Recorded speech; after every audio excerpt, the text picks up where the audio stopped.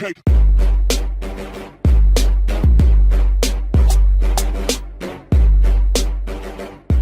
Or the ability to really catch up to fights.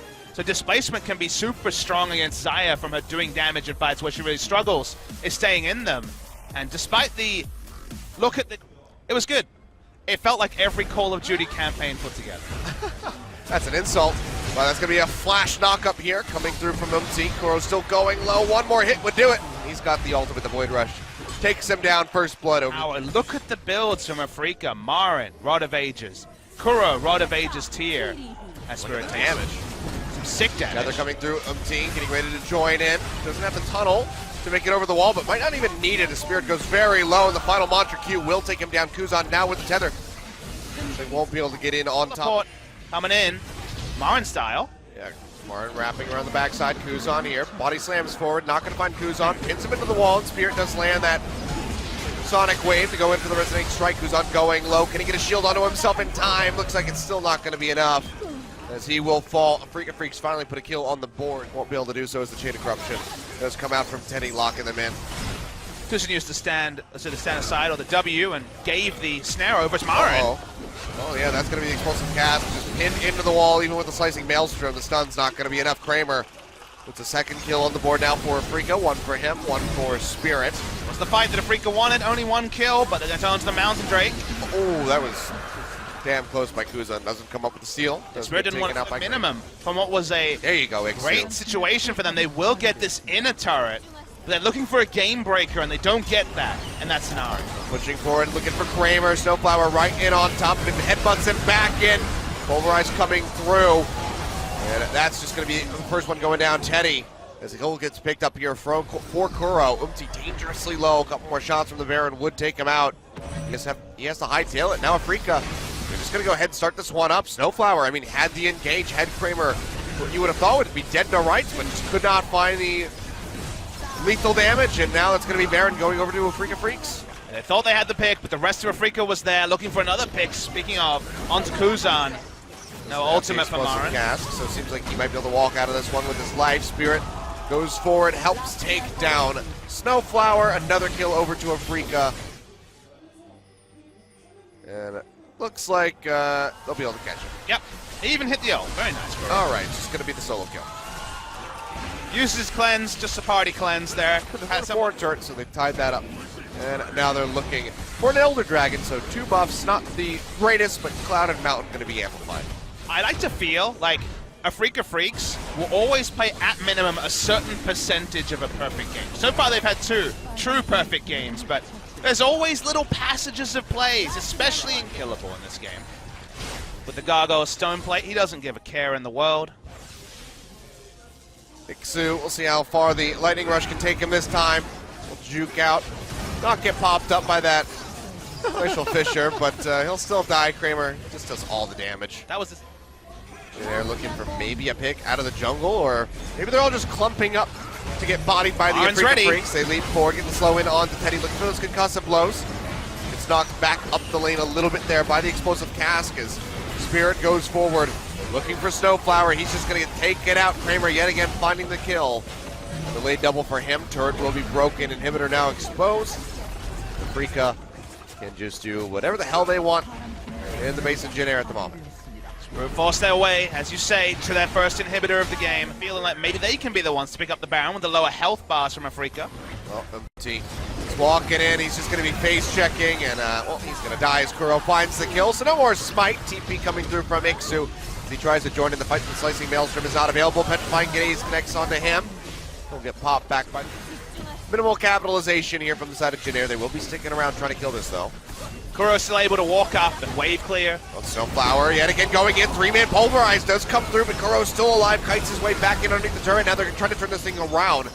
Teddy going low, jumps over the wall. Spirit on his heels, pops the concussive blows, kicks him back in, and is just looking to deliver him into the rest of the squad for the kill, and Kuro will be able to snatch that one up. Kuzan, the only remaining... He's back alive, so maybe the game won't end on this push, but you know, it's like it's kind of been on that wind-up for about the last 5 minutes or so. Second inhibitor crashed down by Afreeca Freecs. Still 35 seconds for Teddy. So maybe they'll try and close it right now. Seems like that might be the case here as Kramer is still full HP. Umti going forward, looking for the hit, but the Petrifying Gaze locks him up yet again, straight into concussive blows. And Kramer finds another kill for himself on this side, and now 12-2. The overall scoreboard, not sure how many of these are his, but you have to imagine it's a damn lot of them. Second Nexus turret getting ready to go down. Snowflower going forward with the Feather Storm from Kramer, jukes it out, keeps himself up into the air. As he tries to finish off the Nexus, he will die in the end, but a couple more hits do take it down. And Afreeca Freecs, after being behind for the majority of the early into the mid game, turn things around. And Jin Air, there's a question of what's next. They ran out of ideas, and Afreeca, they took the helm. If there was a subtitle for this game, it will be Outscale the Game. Coming through from Afreeca Freecs, very clean.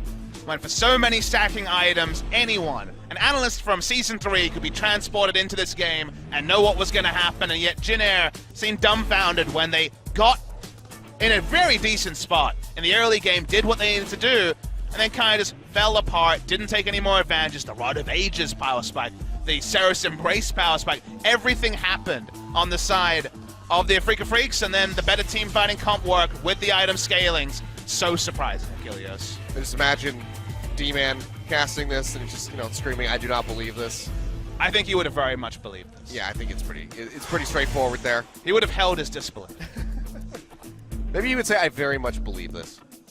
See him nodding his head, so they lock it in, and Ixu will be running on the Kled that he had started off with a very long losing streak on. Picked up 2 victories this season, so Kled shaping up better. So he'll just go back into the jungle. Go hunting. Umti now going to spot him out. He's rather low. Sonic Wave comes in, Resonating Strike, and just one more auto attack. While knocked up, Spirit comes up with first blood. I don't always see it rushed on Caitlyn, which is like the one. Snowflower though pushing forward. Ash Arrow straight into that. Glacial Fissure will take him down. Now Umti, the spot of bother, dives in, looking for the ultimate onto Kramer, just really to get himself out of there. He's the one that has to back off. A couple of summoners down, so at least something, but you're right.